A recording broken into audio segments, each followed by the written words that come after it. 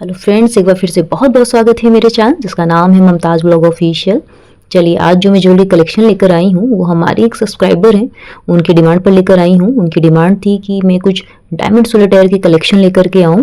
तो चलिए, उनकी डिमांड को पूरा करते हुए आज का जो वीडियो है इसी पर है।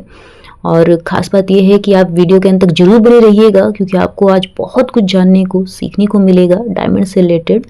और अगर आप नए हैं मेरे चैनल पे तो प्लीज़ सब्सक्राइब कीजिए मुमताज़ ब्लॉग ऑफिशियल को।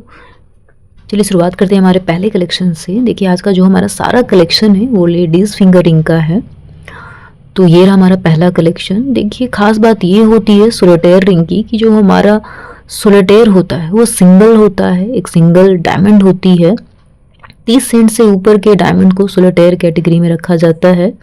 100 सेंट में एक कैरेट होता है। और ख़ास बात यह है कि हमेशा ये क्लासिक लगता है, बहुत ज़्यादा डिज़ाइन नहीं होती, इसकी क्वालिटी ही होती है, खासियत ही होती है कि ये डायमंड कैसा है, क्या कट है उसकी, क्या क्लैरिटी है उसकी, क्या कलर है इसका, और कितने कैरेट का है ये, आखिर इसका वेट कितना है। तो ये सारे कैटेगरी पे डिपेंड करती है इसकी खूबसूरती और इसकी वैल्यू।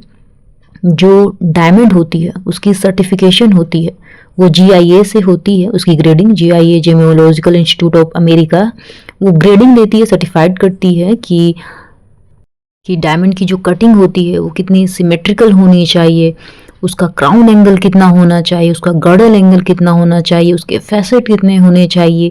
ये सारे जो पोजीशन हैं ये काफ़ी मायने रखते हैं, क्योंकि इसी से उसके अंदर के जो रिफ्रैक्शन होते हैं या रिफ्लेक्शन कहते हैं वो डिपेंड करता है। इससे इसकी ब्रिलियंस जो होती है, चमक होती है, स्पार्क होती है, लस्टर होता है, सब कुछ मिला करके ये टोटल जो क्वालिटी होती है जो डायमंड की वो डिपेंड करती है। तो बिल्कुल ये GIA सर्टिफिकेशन ग्रेडिंग पे डिपेंड करता है ये हमारा।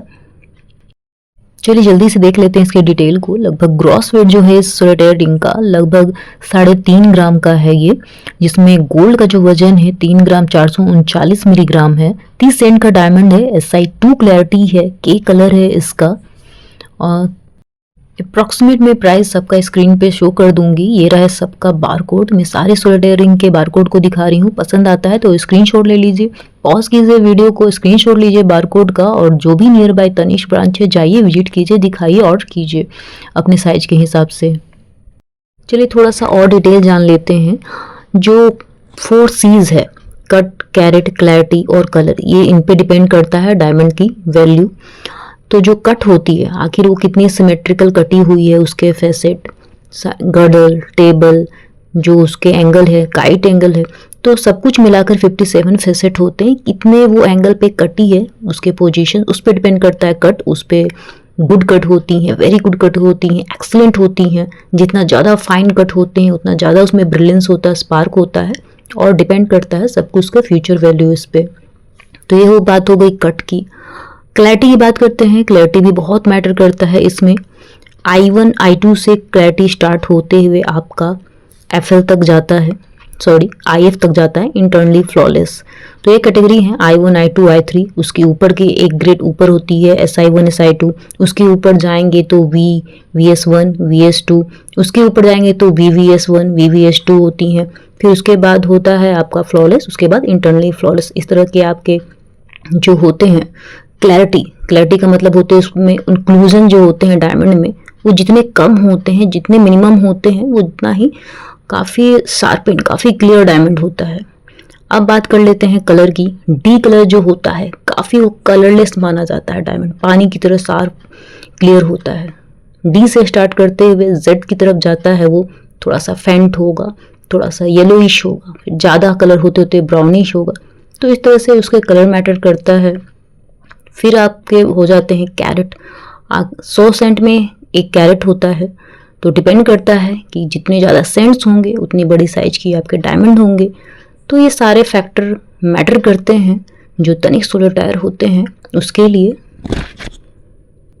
एक बार और शेयर करना चाहूँगी कि जो हमारे डायमंड है, जो भी हम पहनते हैं, सबसे पहली बात कि जो तनिष्क है वो टाटा तनिष्क नेचुरल डायमंड में डील करती है। नेचुरल डायमंड का मतलब हो गया कि जो भी डायमंड है उनको बनने में अरबों खरबों साल लगे हैं। अरबों खरबों साल का मतलब है कि जब मानव सभ्यता जो आई भी नहीं थी उससे भी पहले तो आप फील कीजिए कि जो आप हाथ में फिंगरिंग पहने हैं या कुछ भी पहने हैं डायमंड्स की, वो आपके आने के कई करोड़ों अरबों खरबों वर्ष पहले वो बनना चालू हुई थी। ये अपने आप में ही काफ़ी फैसिनेटिंग लगता है सोच करके भी। तो ये सिर्फ जेमस्टोन नहीं है डायमंड, और अपने आप में एक लंबी विरासत है मानव सभ्यता से भी पहले की। तो सौभाग्य की बात है, ये भी कह सकते हैं हम। चलिए, एक दूसरी मिथ होती है कि डायमंड काफ़ी महंगा होता है। तो महंगा इसलिए भी होता है, चलिए मैं डिटेल बता देती हूँ कि पहली बात तो ये है कि ये काफ़ी अरबों खरबों साल पहले बनी होती है, तो ये आप कह सकते हैं। दूसरा बड़ा रीजन है कि जो डायमंड है वो यूं ही नहीं पाया जाता, वो धरती के क्रस्ट पे 150 से 200 किलोमीटर गहराई पे बनता है, काफ़ी दबाव में, काफ़ी दाब में, जो प्रेशर कह ले 1500 से ज़्यादा का दाब होता है इसमें। तो इतनी आसान से आप निकाल नहीं सकते इन डायमंड्स को। तो ये जो डायमंड्स हैं हमें वेट करना पड़ता है। जो भी कुछ नेचुरल डिजास्टर होते हैं, जो वैल्कनो होते हैं, जो ज्वालामुखी होती है, कभी फटती है, रप्ट होती है, तो कभी निकली, तो हमें वेट करना पड़ता है। वहाँ पे काफ़ी लंबी चौड़ी खुदाई करनी पड़ती है, काफ़ी हेवी मशीनरी लगानी पड़ती है। एक बड़ा सा पिट तैयार होता है जिसमें हज़ारों मशीनरी लगते हैं, व्हीकल लगते हैं, कई मजदूर लगते हैं, कई हज़ारों टन की खुदाई और मिट्टी में कुछ एक चंद आपका डायमंड निकलता है।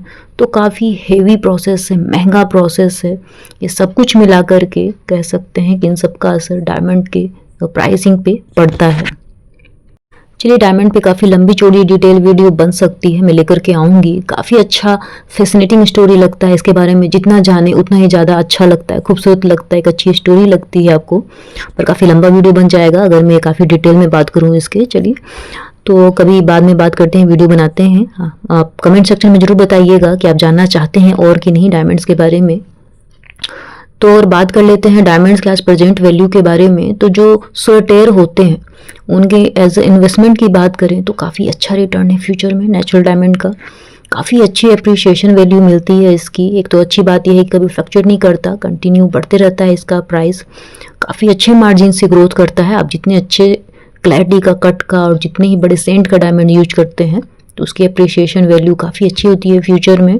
तो काफ़ी अच्छा है, आप एज ए इन्वेस्टमेंट के पर्पज़ से भी देख रहे हो तो।